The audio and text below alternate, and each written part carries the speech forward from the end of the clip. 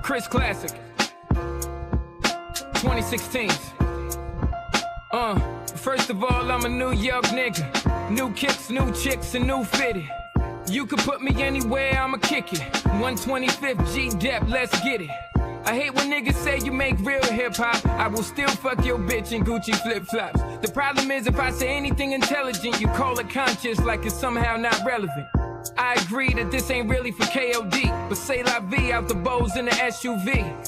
On my way to the Black Oscars, the late Oscar Grant is getting honored. Somebody tell Ryan Coogler he's a monster. And Magic and Jordan will be the sponsors. What's going on? Welcome to the Misfits of Comedy podcast. It is your boy C.A. Trowers in the house. Another Wednesday in the A. Raining, drizzling, stopping, hurricaning, winding. A lot of bullshit. Normal Atlanta weather. We don't know what the fucker wants to do. But I got my guest today, Mr. Dante Ray. What's going on, brother? What's happening? What's up? What's up, world? How y'all doing? Please sit down. No need for no standing ovation. I've been watching brother for a minute. I've been wanting to reach out and finally got him to come on the show. So I'm happy. I'm honored. Come through. OG, what's going on, man? Oh man, everything and none at the same time. Just happy to be here, bro. Thank you for the opportunity to come on this amazing platform and talk to the peoples. Yes, sir. Yes, sir. So, let everybody know where you from and how long you been doing comedy. Yeah, man, I'm originally from Pontiac, Michigan, right outside Detroit, Yaktown, and down Yaktown. That's where I was born and raised. What up, though? What up, though?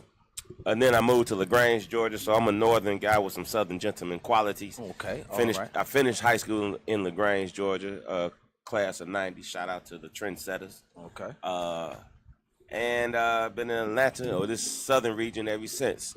I've been doing comedy about over 20 years. See? 20 years. I started with improv. Yeah, I've been in it for a minute. I started doing improv. That's how I started my foundation is improv. I'm a member of the Blacktop Improv Group. At one time, we were the only all-black improv troupe in the nation, like the late 90s, mid-2000s, comprised of, at the time, 9 stand-up comedians. Who came out of that class? Oh, man, some heavy hitters. Sean Larkins, Big Kenny Johnson, Lab Love. Oh, okay. Corin Oglesby, C-Dog, Darian Perkins, Swift, my man Swift. Okay. Who else is in? Pat Brown. She on tour with Tracy Morgan. I said Sean Larkins. Got my man Tiger Gibson in there now. And my other brother, Larry Ream, who's you see him on BMF. Nice. So it's a lot of talented brothers and sisters in this group. All right, that's what's up. So doing improv, I'm a huge fan of improv. I think it's a great asset to comedy. How do you feel that adds to your value as a stand-up comedian? Do you recommend that people should do it, or what? Oh yeah, I definitely recommend it. I think it's just a tool that you can use and leverage in stand-up, because it keeps you sharp. It keeps you prepared to adjust to anything that may happen. Keeping you quick on your toes, and not to fluster you, right? You can just adapt to any situation and make it funny. I think it just gives you the tool to be able to really relate to all audiences, to all situations, and it's just another asset, an arsenal to have to use as a weapon to get people to laugh. Okay. Are you a big crowd work guy because of it? I do crowd work. I host a lot, so I have to have that skill to be able to do crowd work. But for me, it's good to be able to do crowd work and have material to give them a whole show. So but I definitely, the improv helps with the crowd work. It helps with the hecklers. It helps with clubs that have fans falling down in the middle of your set. All that good stuff. That's what's up. Yeah, improv is a great foundation, I believe, for anything, acting. Stand-up comedy, you can use it in the corporate world. It gives you a lot of tools that just help you in life. Right.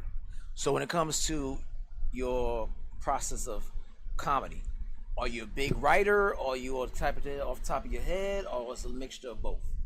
Yeah, it's a mixture of both. I believe I'm not a pen to paper type of person. Okay. To the point where I'm gonna write out the whole joke. Now, I'll give myself a topic or a subject matter, and then just say, okay, I'm gonna work on this, and then actually do it on stage to buff it up more times. Tried it. It's a lot of me throwing the noodle on the wall and see how it's gonna stick. But a lot of times when you do it, sometimes situation happen where something just comes to the top of your head, and then bam, it becomes a joke, and then you just keep working it and working it. And, you know, it's called a routine. It's a comedy routine for a reason. You have to keep doing things and perfecting it. So, like pen and pad, that's not my thing, but I do write subject matter, and just, you know, like I said, buff it out. Who's your inspirations for comedy? What made you jump into it, and who still inspires you? Yeah, man, it's funny. It's one of those things. Like even as a little kid, I've always enjoyed comedy. As a little kid, and never. Sometimes you know you love something, you don't know why you love it. Right. I remember my dad dropped me off at the movies one time, and I don't know if he was going to see a side chick or what, but he left me at the movies. Yo, I was like 4 years old, and it was a George Burns. George Burns concert film. Get the fuck out. So I was like 4 or 5. So George Burns at the time, if I was 4 or 5, he had to be 90. Right? That nigga was 90 forever. I don't never see no young picture of George Burns. You ain't see no young picture of George Him or Burns. Morgan Freeman. Goddamn. He always had a cigar. So I'm like 4 or 5 in this theater by myself. But comedy I was always attracted to comedy. And Red Fox, Richard Pryor, Bill Cosby, George Carlin, like the people that people are known for. But Arsenio Hall, really like Arsenio stand-up. Robert Townsend stand-up. Of course, Eddie Murphy. About Robert Townsend. Yeah. But being here in the Atlanta scene, let me tell you, just being able to be in the Atlanta scene, I've been motivated and inspired by so many comedians that I've met over the years. Cass has been doing it when I first started. Some have passed on, like Tyler Craig, rest in peace. That's OG right there. Tyler Craig. Big Ron, rest in peace, man. That dude was very funny, instrumental for me. My cats in the improv group, Lab Love, Sean Larkins, Big Kenny Johnson, Swift, man, all those people have supported me and inspired me. So there's just so many that's out there that have inspired me and continue to inspire me to this day. Nice. What do you say? Blade sharpen iron, steel, sharpen steel type of thing. Yeah, iron sharpens iron. Right. Steel. Yeah.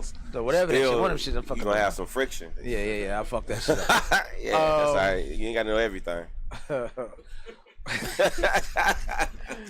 So is it 20 years, right? You've seen 20 years. The progression of comedy, right? Yeah, and whoever helped me start, I'm apologizing. I ain't further along, but no, go ahead. I'm sorry. So you see the progression of comedy. You've named the George Carlins and the Red Foxes of the world. Their style of comedy is totally different from what it is now, right? Yeah. With that being said, is there anything that you stay away from because you think of, hey, this shit might get me canceled or anything like that? Nah, I'm looking for something to get me canceled. I'm looking, yo, man, I'm about to really starting rumors. It's like I started one that was probably too bad. My homeboy said, "No, I don't even do that." And it's gonna be on Friends. I don't even give a shit. I just want to go ahead and get famous. But no, I don't think it's nothing. You know, I think it's not anything I'm afraid to talk about. It's just something I just don't talk about because it's just not my level of comedy. You know, it's something that I don't find it funny. More or less like, what is it? I guess so it would be something I honestly, I guess it's nothing. Might be political. Like I'm not as political as I probably would want to be because it gets to a point where it's political. My opinion is like one-sided, and it's all gonna be about what a asshole I think Trump is, right? But I don't want to come at it like that. I like to have a more wider range view of politics in my comedy. I don't know. It's just some things I don't really talk too much about. I try to stay away from like giving head jokes. Cause I started off, giving head. Oh, okay, all right. Cause I started off like that. One of my best jokes, and I just remember doing it in front of my aunts. I don't even know if it was my best joke, but I used to talk about how women say they don't suck dick no more, and I like. But then you look in their yearbook like they was dick sucking queen of class '89, right? Bitch, don't stop on my account. Yeah, mother graduated swallow cum laude. So I don't talk about stuff like that no more. Okay. Try not to. People who've never seen you before perform. 3 adjectives that describes your style of comedy. Make you think type of comedy. Oh, you said 3, right? 3 style. Three Three adjectives that describes your style of comedy. Thoughtful. Okay. Provocative. Okay. Okay. Yeah. And humorous. You got to have humor. Got to have humor. Yeah, be humor. funny. Yeah. Goddamn it. But I think a lot of my comedy sometimes it's like it's almost like a good shot of liquor. Like all this liquor you got up in here. Right. And I hope we pass it around a little bit. But a good shot of liquor, when it comes down, it goes down smooth, but then sometimes it got a little kickback. Right. So sometimes that's how my jokes are. Like they come in, you like, oh shit, that was funny as hell. You know, kind of sometimes it's a delayed reaction. Gotcha. Which those are the good, like you said, thoughtful jokes. Thoughtful, you got to think. Thought provoking for real. Yeah. All right, so 10 years from now, what do you see the vision for comedy? What do you see comedy at? Well, again, with the way current things are, you know, we have our demographic, people, motherfuckers are so sensitive, easily offended. 10 years from now, with comedy, knowing what comedy is meant for, to poke, to shed light on topics that most people don't want to talk about, to kind of give a point of view that most people would never really see unless it's brought to their attention. What do you see 10 years from now? What comedy is going to be like? Is it going to be the same way, or is it going to be diluted? No, man, I think comedy's always going to evolve. It has evolved to the point now where you have a lot of social media influence, right? Right. It's still a genre of comedy. It just added another lane to comedy that people find entertaining. One of the things I think 10 years from now, I'm gonna try to jump on this hologram shit. And that's probably gonna be the next step. AI, then you can do about 4 or 5 shows at one time and shit. Niggas see me out this place all at the same time. All the same damn time. But that's I think comedy is always gonna be always rooted in funny. Right. You always gonna have the foundation of being funny, but I think there's gonna be different ways to get the funny. Because, you know, comedy is also a reflection of society. Exactly. And I think with some of the things you may be alluding to, like with the decrease in attention span of humanity, the comedy has to be different. So it's difficult unless you're a genius at it, like the Ali Sadiqs and Dave Chappelle's and things of that, people of that nature. Storytelling is probably going to be the one that's going to suffer the most, because people ain't going to be like, you're right. Motherfucker, get to the point, get to the joke. Ali Sadiq's last couple of stuff been getting a lot of traction, but you're right. That is, people don't want to wait, right? Right. People don't want to sit down and hear it. That's why, you know, so many of those internet comedians you talk about are successful. Yeah, successful, man. They found a niche, and they taking advantage of what you should do. I'm proud of them. I'm glad, you know, they've created another lane to create other opportunities. I'm trying to dip my toe. You ain't never lie. I try to do this shit too. You never know what the fuck's gonna be popular or famous or go viral. Man, because you know, say less. People keep you on your toes. Like, that shit went viral. Yeah, bro, and it's a whole world out there, and I'm glad to be a part of it and continue to try to leverage it even more. Facts. All right, so I ask every comedian that comes on here this: you have the last dollar to your name. Fox yesterday. Fox Theater's having your top 5 favorite comedians, dead or alive. Who you gonna go see at the Fox Theater? Top 5 at the Fox? Yep. Dead or alive comedians of your top 5. They're performing for one night. Oh, dead or alive. Okay. Who you gonna go see? Yeah, definitely want to see Richard Pryor, Bernie Mac, George Carlin, Chris Rock. Oh, bro. Last one trip everybody. And that hologram that I'm put out of myself. Hologram of you. Yeah, that should be dope. All right, so that's your 5. Netflix now, they're gonna cut you a check to again put on a show that everybody can see. It's 4 positions. One of them, somebody got to get left off. You got a host, an opener, feature, and headliner. Who's in what position? Oh, Out of your 5. Out of my 5, a host, I would have Martin Lawrence hosted. That wasn't your 5. Oh, out of my 5. I thought you said give me another. I'm trying to be slick. No, yeah. Out of your 5 that you picked, you had Eddie, Bernie, George Carlin, Rich Pryor, and Chris Rock. Yeah, and Chris Rock. No, you had Chris Rock in yourself. Yeah. You didn't have Richard. I ain't have Eddie. I didn't have Eddie. I fucked up. No, you know what? I wouldn't put Eddie on it because he ain't been doing stand up in years. So nah, fuck Eddie. I've been trying to. No, man, Eddie. I mean, I'm sure he can do it, and he'll be a great natural, chicken. Yeah, he natural for it. But I would say out of that group, who I would have host. Shit, I forgot who I say. Chris, you, Bernie, a headline. Richard, I think. You said Richard? And George Carlin. George Carlin. So I host. You'll host it? Yeah, I host. Let the line. Who's opening? George Carlin. Okay. Who's featuring? Chris Rock. And you said Bernie's headline. Okay. Oh, that's forced. I had to leave somebody out. Yeah, you had to leave somebody out. Yeah. I left Richard out. Yeah. So take Chris Rock off. You take Chris Rock? No, take George Carlin off. As an opener? Yeah, take George Carlin off as an opener. I just do a special engagement with him and shit. This gonna be a DEI comedy show. Shit, it's all black.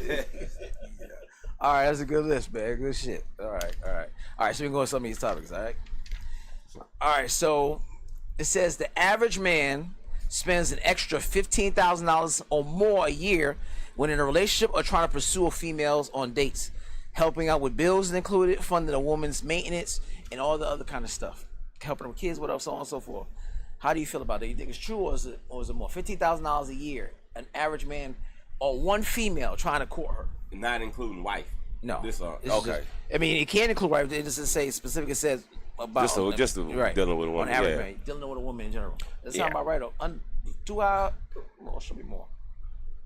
I believe that's probably more relative. I think it's more. It's correct. Right. But it could be more depending on where you live too. So I think Atlanta's easily gonna be more than 15. Yeah, it's gonna be 15,000 a month in right. Atlanta. It's hard out here. Nigga. Yeah. Yes. But I think anywhere else you might be like somewhere New York, LA 15. That's gonna be more. Yeah. LA somewhere like Boise, Idaho, you probably can get up under that. Take them up to a potato farm. You give about 3,000 a year for the motherfuckers. Easy. Yeah. Bitch, just go sit in a cornfield and look at the stars. I don't know. That's what I'm trying to learn. What about Detroit? What it was looking Detroit? like? 15? 15, 20. You gotta. They like get their hair done every day. I was like, wait a minute, you got shit. Your shit was up here yesterday. Now it's shit to the right. Okay. All right.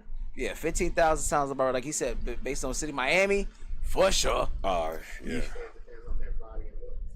Body and looks too. Of how much money is being spent? Yeah, you ain't bullshit because you ain't looking worth the shit. We ain't going a lot of places out. There'll be a lot of DoorDash in this. Valid point, Slick. You're right. But ugly motherfuckers be having niggas too. So they some niggas spend the money. It ain't 15 grand, but it's probably like 3 or 5. You gotta feed. I see a lot of fat ugly bitches at the bus stop, and so you feeding that bitch. You doing something. I was getting that 2 for $25 you know what I'm at saying? Applebee's. You know what I'm saying? You be saying my 700-pound life. Them motherfuckers be having all types of boyfriends and shit. He got a $15,000 tab. This big brought 7 Big Macs for the bitch as an appetizer. So you know that nigga bill crazy. All right. So in a recent poll constructed by a broadcast channel, 72% of people voted saying that they'd pick their partner over $1 million. 72% said they'll pick their wife, girlfriend over a chance to get $1 million. Yeah. Are you asking me what I do? Would you do that? What you think about this shit? I think yeah, people would choose love over $1 million. Vocally. Shit, you put in their face though. You like, I love you. All this right here. Yeah, because you get $1 million, you should be able to come back to the person. That's that what you I'm saying. Yeah. Y'all niggas ain't thinking right. Yeah, I'm like, yo, go get this I'm bag. I'm gonna have to hate you for a moment. Right. And make sure this check clear. I would never touch her. Yeah. Back. But I don't know, bro. Someone, like, you gonna choose me over $1 million? Fuck you, man. Bitch, I could buy a whole nother bitch with $1 million. So you need Brown to cancel this bitch. I'll buy another one. $1 million is that's hey. I just start coming outside with them. Oh, what you doing, bitch? You know what I'm doing now? Man, listen. I get the love shit, but love wears out after the first time. Y'all niggas get tired of each other. For every 5 bitches, a nigga out there who can't stand her ass. Yeah, that's true. Halle Berry is a list of Jennifer Lopez. A bunch of motherfuckers be like, oh, that bitch, fuck her. So, I'm saying, eventually that shit wears out. I mean, $1 million. You could flip that bitch. You could do a lot of nice things and be right back. If I don't get you, I get your friend or your sister. There's always options. Yeah. There's always options. There's always options. All right, so Sha'Carri Richardson, you heard this story, right? Yeah, She's threatened to expose her cowardly boyfriend Christian Coleman after the airport incident when she got arrested. TSA accused her of assault, and they saw everything on her full body cam.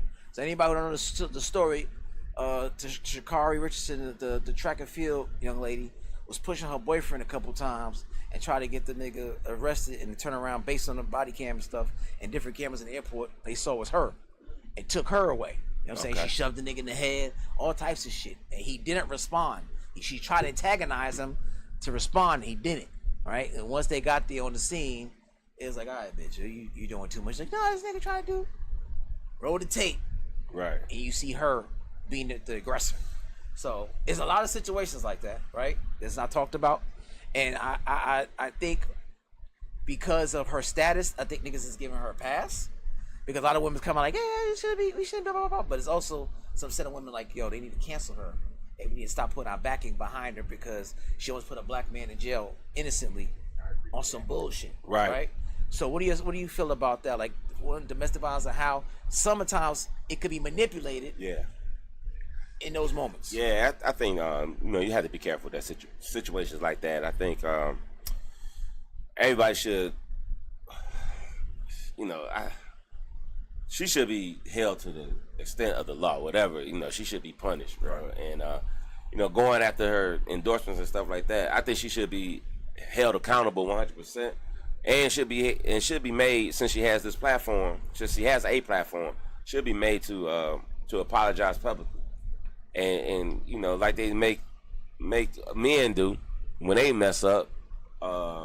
She got on her social media yesterday to someone apologized. Yeah, but it was a lot of bullshit. I wouldn't have did this if that type of, how to apologize. I'm sorry, but if you had did this, I wouldn't have had that type of shit. Nah, that's she toxic. Yeah. She fans too. Most fans girls. She'll slap the shit out and take off. Nigga, anybody can run a 4-4. They toxic as fuck.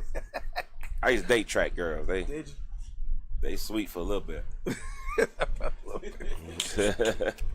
That's why I say y'all niggas gotta bring mushing bitches back. You gotta just some good old bitch, get on there, get out of here. Let's mush them. It's a New York thing. I don't know y'all. All right. I'm a lover.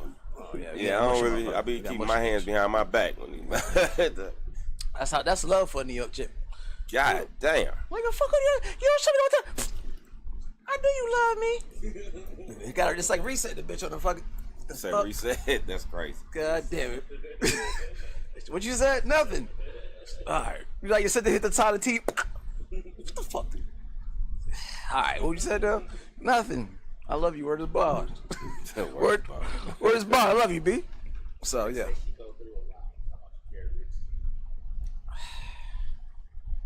So that's the excuse. She go through it like he say that shit if it was on the other's foot.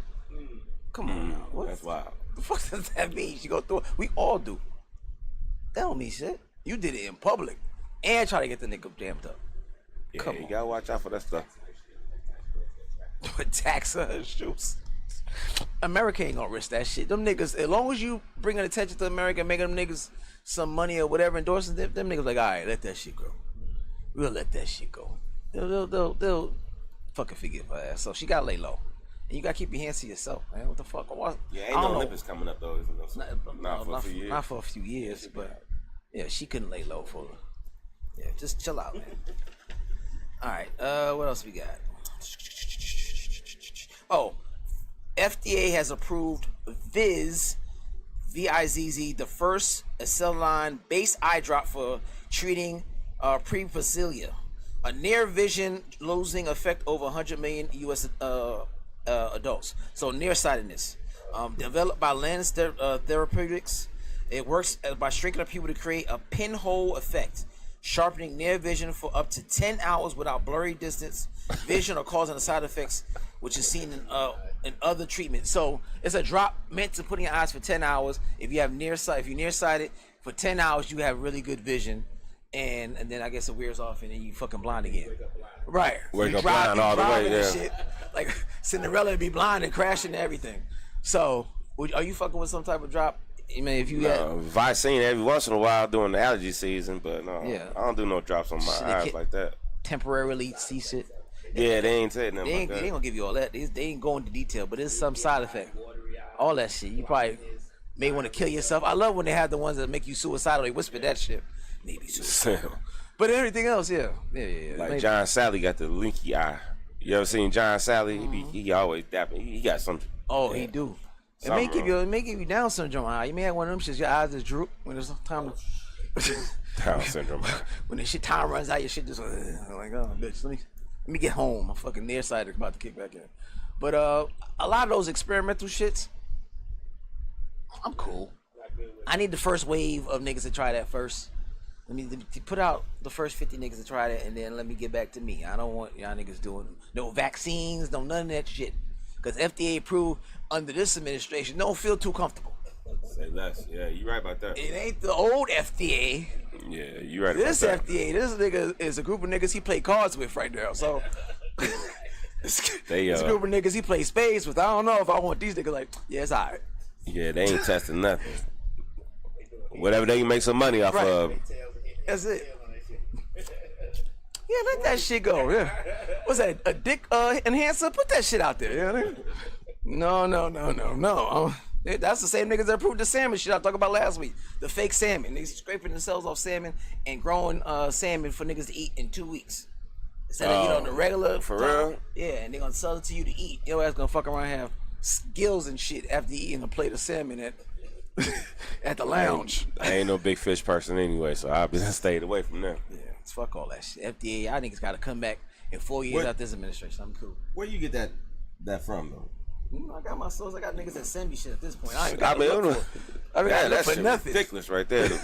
And I was hoping you wasn't gonna ask me no question about it, because that was first of all, it was a lot of reading them big ass words. And, Right, it was. I had to practice that shit in my house. I still fucked it up. No, that was cool, but I was just saying it's a great topic.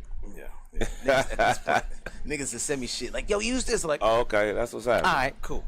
All right, so men require at least 2 guy nights a week to stay happy and healthy, research finds. According to Oxford researcher Robin Dunbar, overall well-being is strongly tied to the number and quality of your closest friends, around which is 5 they feel for a man is ideal. To keep those bonds strong, you need consistent face-to-face time, doing activities together that boost endorphins that help with connection and stress relief.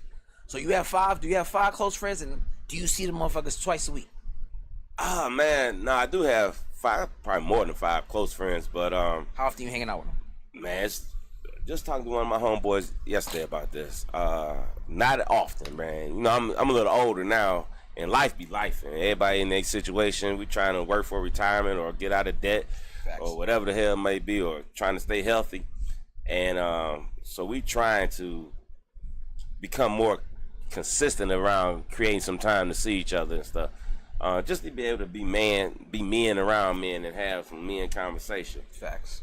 So I can see the benefit of it. But what I do, make sure that I do, is I'll go to a bar by myself at least twice, 3, 4, 5 times a week, just to get a beer before I go home, just to be in some type of atmosphere where I can feel like it's a manly type of atmosphere. Did she say we need 4 girl nights out? Y'all niggas don't need no girl nights out. What the fuck y'all read? Oh, from up here? Yeah, that's what I said. Y'all read it. Oh. You don't need 4 is excessive. We need the 2 to talk about y'all asses to get away from y'all. What the fuck y'all need the 4 for? You married? Ish. Yes. Oh, okay, yeah. Going through a divorce now. Oh man. This But will be all right. y'all don't need 4 times, because 2 of the times y'all ain't doing shit but gossiping any goddamn way, or cheating. So I mean, it's fucking another nigga.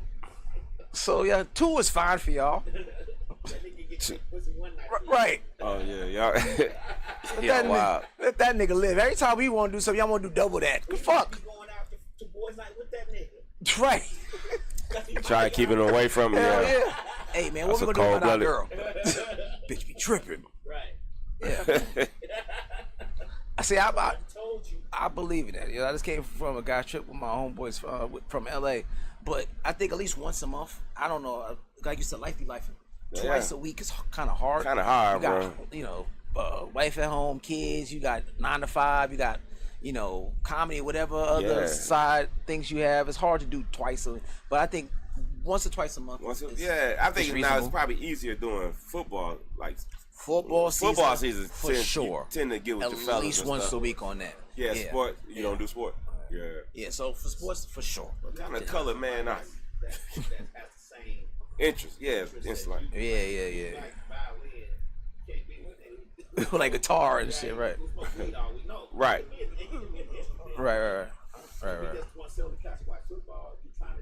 Do something else, that don't match. True.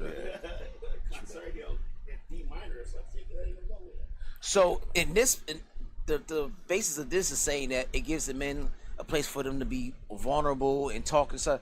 How often, even in those settings, even if we do it twice a week, are we actually taking advantage of that and being vulnerable with our guys and being like, yo, bro, I'm going through such and such? Or we just shooting the shit, we need to get out the house.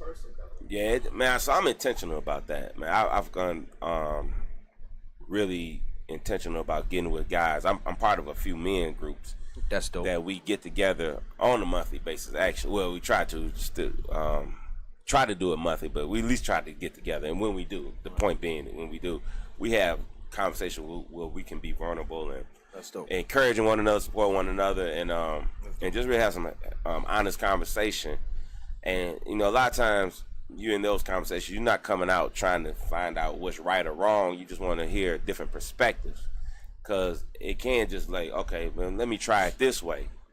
Cause I never thought of it that way. So it may not be the right way that time, but at least it's a different way to get you to whatever the case may be, to a different resolution if you're having a challenge with something. Do you think, because we're all older men over 40, whatever, is that something that makes more sense to us at our ages now than someone younger? Because I don't think the younger generation, they're not as open because they're socially awkward, right? They're not going to be talking about the type of stuff we talk about. They're not going to open up what they'll do. Is that something that they obviously they can benefit from, but because we understand at our age some of the things we've seen up until now, that it makes more sense to us. Well, I don't know if it's the age thing. I guess it would be an age thing, but I think it's also just a generational thing because younger people now, they have so many different outlets.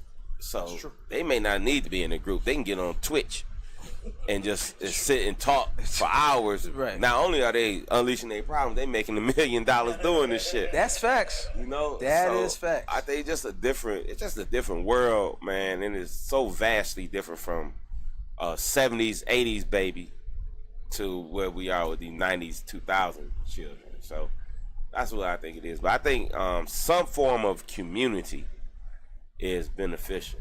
What do you feel about therapy? Oh, I'm a big proponent of therapy. I like I said, I was in men's groups, therapy, marriage counseling. I was doing everything trying to be right. Yeah. But I think having someone to talk to with an unbiased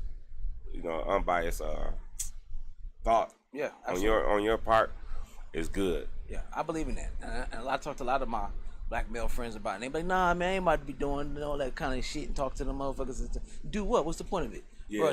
But, like you said, hear a different point of view that you never would think of. You'd be like, am I on some bullshit? Like, I'll trade up. Like, I'll get a guy for a little bit of time, and then I switch and get a female. Like, absolutely. I want to hear different perspectives. And once I feel like, my thing is, if I don't feel like you're challenging me on my thought process, I'll kind of get rid of you. Because now I've spent too much time telling you, just like, so what do you think you should do? Bitch, that's why I pay you. What the fuck? Yeah. Like, you just, I've been talking 45 minutes. What we talking about? Hey, but I tell you, you gotta be prepared for some of them cold, hard facts. I'm cool with damn, that. I really ain't shit. Right. Hey, damn. You ain't shit. I have a therapist now that I do, and that's, Mary, what up? I'm supposed to see you too this week. And she told me straight up, like, you know you was on some bullshit with that, right? I was like, God damn, you had to say it like that. She's like, no, you fucking around. I think she called me a fuckboy one time. I was like, yeah. Oh, I had to do some fuckboy shit. But she real, I love her. I was like, Mary, what's up with that? She's like, all right, so we venting or we looking for solutions? Like, she'll ask me, we venting tonight or are you looking for solutions for it? Yeah, that's the case. Sometimes you just, I'm like, you want to just be heard. But sometimes you need some direction too. Yeah. So she'll hear me out, and then she'll help me self-reflect and figure out where to go. And this is your homework, and this, and that. So that type of shit you need. I like you said, I think everybody should do some level of therapy. Man, woman, black, white. It helps, man. It helps to have somebody who doesn't know you on that level to give you an objective opinion. And this thought process of like, you're not crazy. You just need somebody to talk to. What the fuck? This probably could save us from a lot of bullshit that go on in the world right now. Some level of racism, school shootings, all types of shit. You just need somebody to talk to, right? Most of these motherfuckers, when you write their manifestos and shit like that, mom ignored them and they did this. They just needed somebody to fucking talk to or jerk them off. Either way, they need a relief. You niggas don't be there for them. That's it. Bitch, I tell you, you see a nigga. That's it. Bitches, y'all see a nigga out there with trench coat on and a fucking headband. Go jerk the nigga off. He gonna shoot somebody. That's it. Save a life.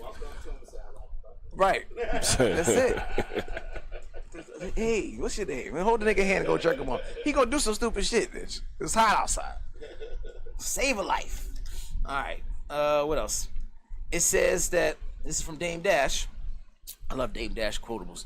Any man who talks about another man's pockets is gay, according to Dame Dash.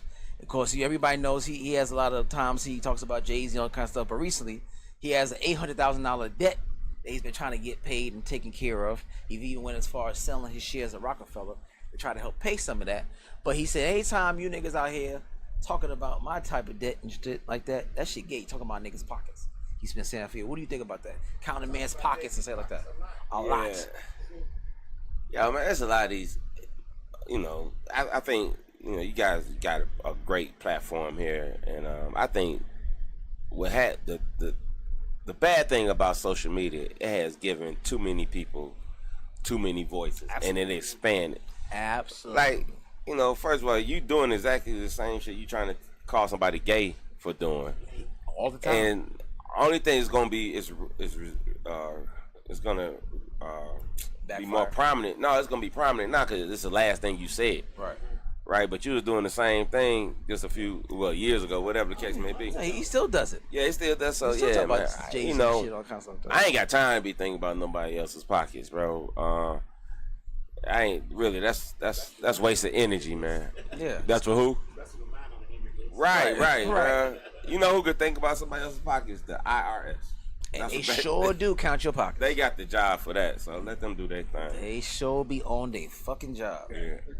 Do their thing. But you always got them niggas. You always got some friends like that. Like, damn, Dante, you out here doing good, baby. I see you with that dude whip shit. Yeah. I see you with your chain on, baby. You sound like, nigga, come on, bro. I'll be bringing flossing. Mad attention to me right now. Right. Yeah, I see you shine. That's trying to deep. be like, you let me hold something, like all that bullshit. Them niggas be getting on my nerves. But you know how it is, though. I think we don't know how to. We don't know how to compliment sometimes. Right. Without it, we are different people. I love it. Yeah, that's pocket watching on a different. I didn't be slick with that shit.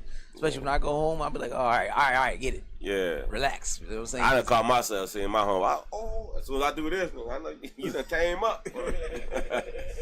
It's cool giving your people's props, but then it start turning different when you start naming shit. I know that shit. Look, is that real? I know that shit costs like blah blah blah. Hold up, niggas is looking right now. Relax. Hold on, I want to walk out of here with the shit on my wrist still. That's when I feel like You see it. You shining on. that way you do like that. I don't do much. You know what I mean?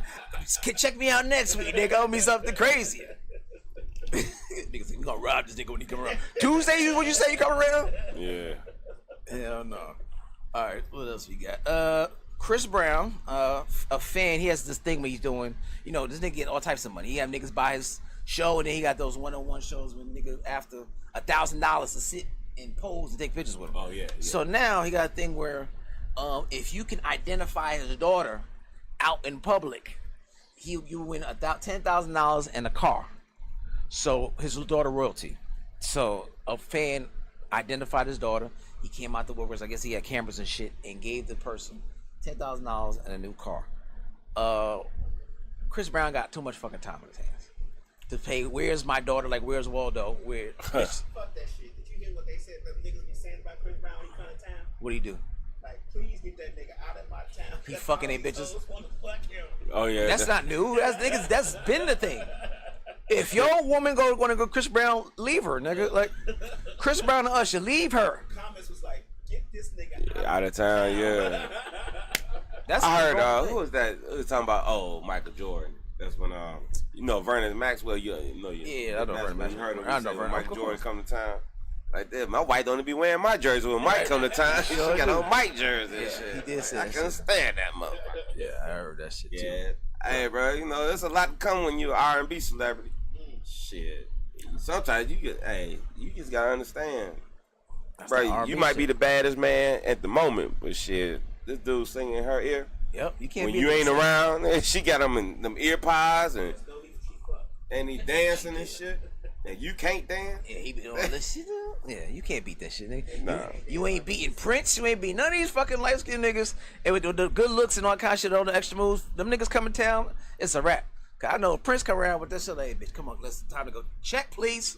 Yeah, oh yeah, say that. Cause this niggas talk, hey, come here. He do this shit and point to point and bring you done, nigga. She gone. So no, I get it. If your lady going to see Chris Brown, yeah, it's a wrap. And she paying for that $1,000 one-on-one photo thing. Yeah. Yeah, man, these but she come back to you. 'Cause, I mean, After that's after just like you done women ran though. through. They like shit. If you had the opportunity to be with Beyonce or something, or Nigga, that motherfucker get close to your ass. I'm not just saying hypothetically. Our shit to be hypothetical. They should be reality. They and should be shit. reality. I saw somebody taking a picture of Meg Thee Stallion trying to grab her ass. They had the bodyguard like move her arm up. Yeah, that shit ain't gonna happen. I've been a grabbing motherfucker too. I love when women be trying to have conversations. I think I was with a couples group, my wife at the time, and we all sit down. They talking about having a hall pass. And you start having the pass, and be like, all the women, like my hall pass is Nia Long or Rihanna, right? So the chances of me ever getting those motherfuckers would never happen. But because of you being a female, your hall pass, my wife's hall pass is Morris Chestnut. If you see this nigga in the mall anywhere like that, it's a chance because you're a woman. There's no chance of me getting my hall pass ever fucking validated. Like that's just it's a fucked up conversation to have. Because you're gonna get to yours before I'm ever gonna get mine. If it's Chris Brown, if it's whoever the fuck it is, Drake or whatever it is, you're gonna get to yours. So I gotta fucking bite that bullet when you be like, yeah. So you was with Drake. I didn't do nothing. Oh yeah. We just sat up there and talked. Yo, I got a story. Bitch. I was dating a girl some years ago, and she went out to Vegas. So she called me throughout the night. Vegas 3 hours difference, and it was late, about 2 or 3 in the morning. She texted me. Then she called me. She said, "Why am I getting in the limo with Floyd Mayweather?" Oh shit. I said, Bitch, why? That's a good question. That is a good question. Why are you and shit? And so of course she hung up. Of course she did. She lost I service. called back and that shit straight to voicemail. Except Then she called talking about Usher was in there. I thought, oh, this is They ready to so trade you her. got done. Oh, he's so nice. And, he's just showing us his rib. Yeah, I bet, bitch. What you doing right now, Sophie? Yeah. And I picked up from the airport. They said, "What's the first thing you know? It's go on to Vegas, stay in Vegas." I said, "All right, you right." That's funny. Lost Mayweather that one. and Usher. Yeah, Oh, that yeah, was it's a a wrap, wrap. I One, like two, out of all the push. people and shit. All the 2 people, goddamn. Cause nigga Usher putting cherries in her mouth and shit. Yeah, good. Yeah. They call me USH, y'all. Suck this cherry. Shut up. Oh yeah. All right, so what's the last one? Oh, Ari Lennox admitted that she just watched Bernie Mac stand up for the first time. Yeah. She did a little thing where she talked about Martin, and Martin was colorism the way he was talking to Pam. But now her newest thing is I watch Bernie Mac stuff, and I understand why everybody thinks he's a legend, but his shit is so offensive. How did he get this far? How old is she? She probably 5. He I said think she's like 5. 32 or something like that. Yeah, man. I had to be careful because I got a lot of friends that's younger. But there's some motherfuckers out here. They just been so, like I was saying earlier, the world is so, it rotating backwards or something. Right. And it all started when these motherfuckers stopped keeping score in Little League sports. Motherfuckers just out there. I went to a Little League soccer game and motherfuckers. It all started when you had to bring your kids something to school and the other kids something so they won't feel like I'm That might be it too. Right. Or you got an award I was just about to say that. for For nothing. the participation award. Yeah, all that shit started. So now you offended by everything. And what was the joke? I never read further. So it was just his Oh. stand up period. Oh. So it could have been Kings of Comedy, whatever. She just felt like he was very offensive to shit he say. Oh, You know, he used the F word when he talked about the famous joke about the kids. So she ain't gonna watch this, huh? Yeah, it don't matter. I mean, I'm just saying. I mean, yeah, she just. I guess she's just easily offended. Yeah. Because Fuck her. I didn't think Martin shit was that bad. You know what I'm saying? And Pam went back and forth with Martin. It wasn't like Martin was picking on her. Was she just saying Yeah, Ari Lennox is Well, I don't even remember no colorism. same sexual? Like, very sexual shit. Oh, does she? what is she talking Very sexualized. I ain't. Yeah, very sexualized. Yeah. How she look? about? You know colorism with Pam. Nah, that's Nigga, he talked about everybody. Yes, he never Yeah. mentioned her color one Everybody time. can have nappy hair. But he talked about BBB. everybody. His own wife. Yeah. How about how big her head was? Nigga, what are you talking about? He was an equal opportunist. And Pam went back and forth with it's just Yeah, like there was that made the show. it was their bond. That's how they bonded. And there's some of these goofy ass motherfuckers in this 30-year range. Right. Yeah, it ain't the same. It's difficult, man. Gotta worry about Every fucking body. Like, that's crazy. Bill Burr don't give a fuck. Yeah, he makes it. Yeah. All right, this is the last one. All right, so adult-sized pacifiers are becoming a trend among young people in China, with prices ranging from 10 to 500 yen, as a way to cope with stress, anxiety, insomnia, and even quitting smoking. Health experts caution that prolonged use of those pacifiers will cause dental misalignment, jaw problems, mucus damage, and even pose choking or breathing risk during sleep. So it's these big pacifiers and niggas in China now are sucking grown ass men in suits and shit walking with briefcases sucking pacifiers because niggas are stressed out and have anxiety. You tell them niggas ain't grow up in Chicago. Yeah. Joan and they ass. Bear. Nigga, I got Yeah. nothing to suck on. Motherfucker sucker. But that dude in Boys and Hoods. Bring that nigga to jail. On pacifier. Hell yeah. But one thing about China, they be advanced and shit. They be knowing shit. Like, they still wearing masks and stuff. They were wearing masks before we were wearing Right. masks.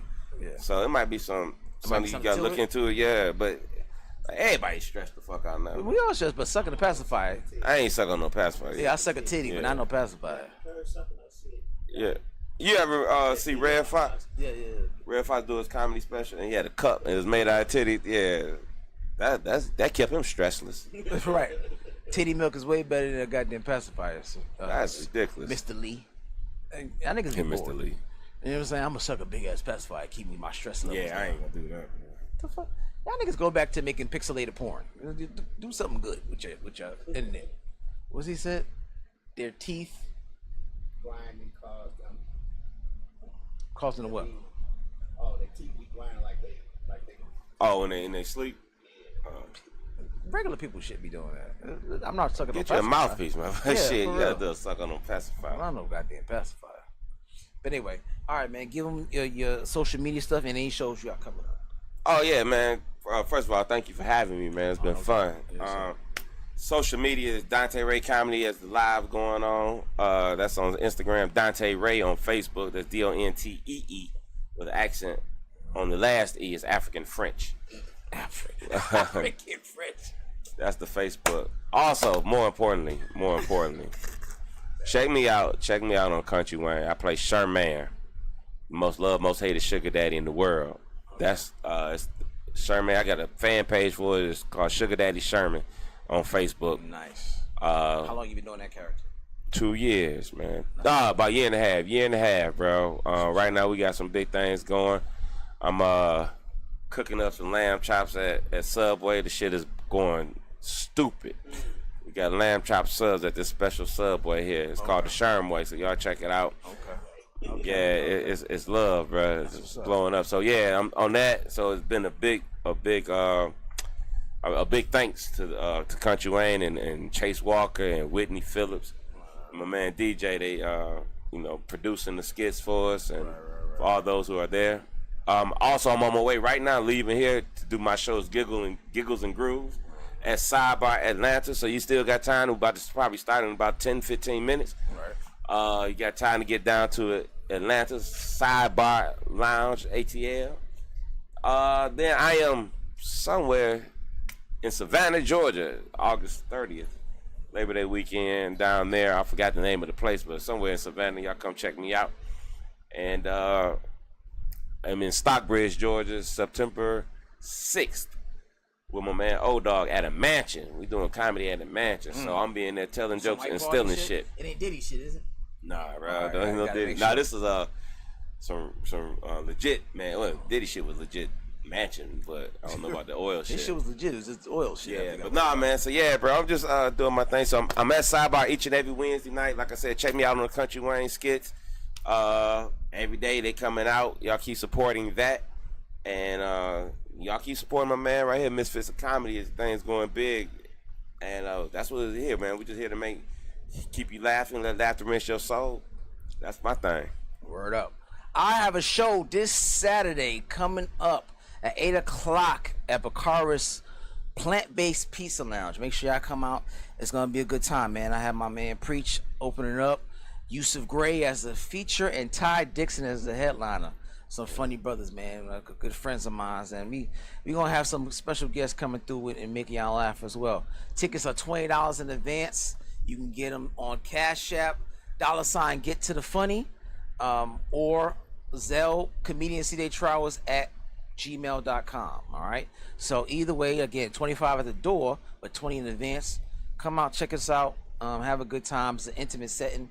About 40, 50 seats. So I want y'all to make sure y'all get your seats because y'all don't want to miss it, man. It's going to be really, really funny. I've done these shows, 10 of these shows last year, and every time people really enjoy it. So come out. If you missed this episode for whatever reason, I don't know why you would, check out my man, Mr. Don Terry, and everything we talked about today on SoundCloud, Mixcloud, Spotify, YouTube, iTunes, Google Play, Facebook, Misfits of Comedy, Instagram, Misfits of Comedy, fucking Roku TV, Amazon. We on every major platform. All right, we've been like that for years. All right, any other platform you want to watch your podcast on, make sure you watch our shit too. All right, we'll be again here next week Wednesday with a new guest, and then every other platform that we have on, every other podcast show we have on the Mistress Radio and TV. Please support. We have a show every night of the week, 2 and 3 on Sundays. All right, so we got something for every palate, your taste buds, anything from money to weed to, whatever. Things that's going on regular day, stripper talk, whatever you want to talk about. I got my comedy show, like whatever, we have a little bit of everything, right? So make sure you're watching a show on with us, Misfits Radio and TV, and then again, see y'all next week. Peace.